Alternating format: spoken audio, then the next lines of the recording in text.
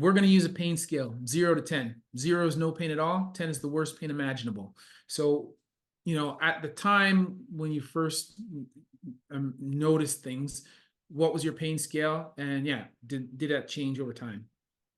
Yeah, I was actually really hoping I would get to clarify this with somebody at your expertise level. Because it was explained to me by a neurosurgeon later down the road, a week or so, while I was in Vanderbilt. But I experienced almost no pain when I first woke up. And then when I first got to the trauma bay, they had to run me through a CT scan because I can't go through MRIs anymore for life now because they didn't know how much fragmentation was throughout my body. So they can't stick me in an MRI. So they put me in a CT scan, and they had me just kind of like sleeping at attention, and they ran me through that way. And then they asked, they're like, can you get your arms above your head? They're like, if you can't, it's fine. We have a scan, but if you can, the more scans we get, the better. And I was like, yeah, I probably can. And lifted my arms up, and that was the second time I realized, like, oh man, that's not good. But I got him up over my head, got through the scan again, and then got moved back to the trauma bay. And that was when things kind of started to set in. When the literal smoke had cleared, I was done being like massively tended to. Now I was down to like a charge nurse and then just a nurse in the room. Bryce and my wife were there in the room as well. And that was when the pain started to come through, and it started to come through quick because I couldn't have any pain meds yet because they found a brain hemorrhage, and I guess you can't get pain medications while you have a brain bleed. But they had to clean the wounds, and so it was a nurse on each arm basically just holding them down and taking what I would describe as steel wool. I'm sure you know what it actually is.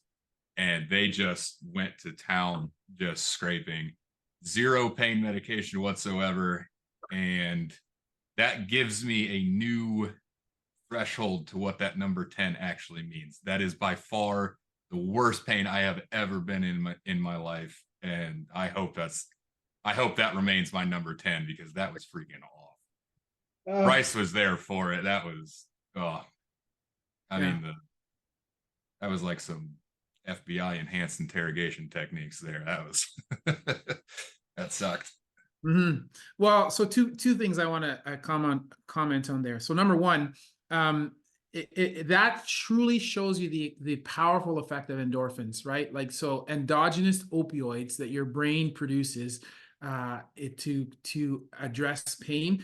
The fact that you can make it that far, half an hour plus whatever they did for transport, plus all that stuff that they're doing in the initial assessment, up to imaging, and not really be in pain too much, that shows you the extent of those. Because if we had to manage that with morphine or Dilaudid or fentanyl, like, you know what I mean? Like, it would have been very difficult to do that, right? And so the fact that you were able to make it that far off endogenous opioids is, I think that just shows you how powerful the chemicals are that your brain can create. The second point that I want to say is that so whenever I talk to patients about pain, that's one of the questions I have to ask them. And pain is a very subjective thing. And when the pain scale that I use in my office, if people just hear it, they think, what the hell is this guy asking? Like, why is it so ridiculous?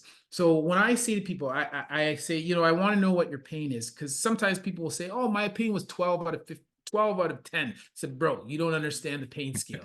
Let me refocus that for you. And so I always tell them this. I said, so on a scale of 0 to 10, 0 is no pain, 10 is the worst pain imaginable. Where for 10, what I'm talking about is that you would give me $1,000 out of your pocket right now to cut off that extremity with a rusty, dull butter knife. that's a 10. And it sounds like ridiculous, right? But when you imagine that, you go, holy shit.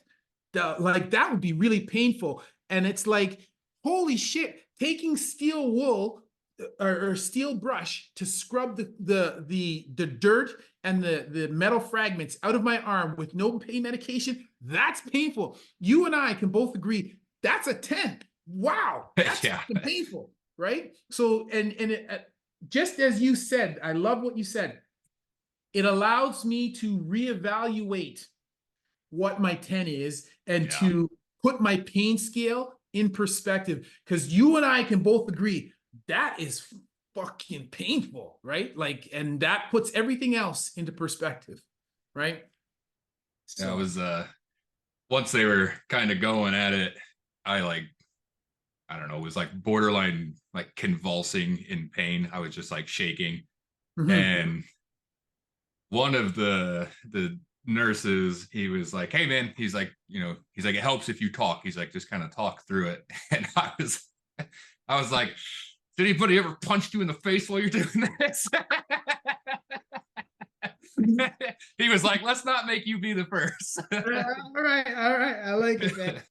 But yeah, no doubt. I can just imagine how much how uncomfortable that is. I remember during a residency, we had a lady when I was doing my surgical rotation, and this was a lady that had a C-section, and then the wound had become infected, and she was an obese lady, and then she ended up getting like necrotizing fasciitis. So we had to debride that, so clean that all out. And then we couldn't close the wound because the wound was infected. So this lady so imagine this big lady who's about almost 300 pounds with an entire abdomen that's open and packed with wet dressings that we need to change twice a day. And like her belly is open, right? And we have to take those dressings out and then stuff in new dress. Like, bro, man, like that. Like when people talk about pain, that you know, if they only knew that the kinds of things that we do to humans, then they would really get to sort of refocus what their expectation or their beliefs are. Because like that, every time I did it, I felt so bad. And we were giving her sedation, we were giving her analgesics, but it still wasn't touching like, the amount of pain that she was having. It's just, yeah. There was also an kind of another thing that with Bryce being in the room, so I'm like just listening to the nurses, and they're telling me like, hey, if it gets too painful, we can take a break. We don't have to do this all at once. And I'm just kind of sitting there just writing it out. And Bryce was like, Adam, it's okay. Like you can take a break. So, like he could see that it was like going out of control. And for some reason, there was a difference in hearing it from Bryce. It was like, oh, okay. Where when the nurse says it, it's like, oh, I'm fine. I'm good. I can take it. And then Bryce is like, dude, it's cool. Like, calm down. And I was like, okay, all right. Yeah, you're right. You're right. You can sort of, people that you know really well, you can sort of tell when they're at their limit, and like, because you've never seen it before, and you're like, that's new for them. If I can step in to help them, even just by saying something, I probably should. Bryce, tell me, have you ever been in a situation that involved a similar level of injury or trauma?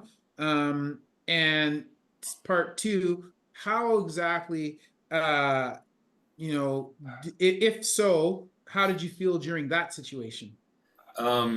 Definitely never to that extent. I've dealt with little cuts, little burns.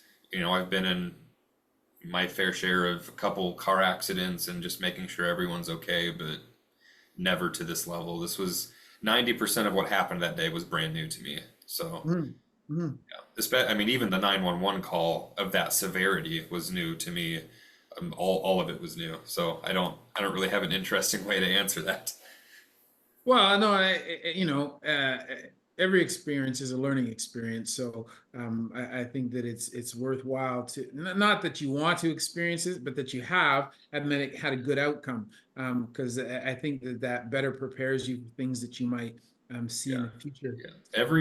Every other circumstance was so manageable that I had never experienced shock and fear and, you know, pure adrenaline rush like I had that time. So that was my first time trying to mentally fight off shock so that I could pay attention. That's the first time I'd ever experienced that. So if that puts any context to how tame everything else has been in my life. Yeah, but you know what?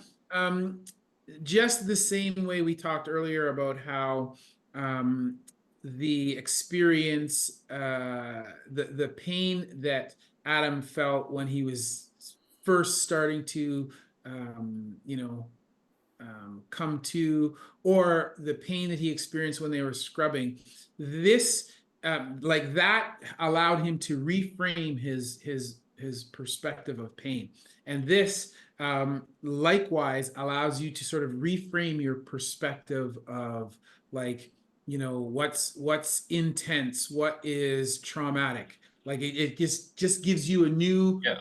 point on that scale.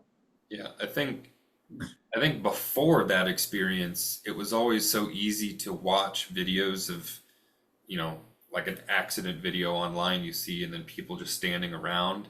It's like, why are you just standing there? Do something. And now I have a taste of like, well, sometimes you can't for a second. Like even jumping on a, you know, 911 call, it took me a while to parse words and sentences together to clearly convey information. Like to just think of like, okay, what is the address? Even though it was right there on my phone, you just have to like think things through, and it's like the information's right there. Your brain is so focused on that, you're just like, all right, easy stuff, and it's so different.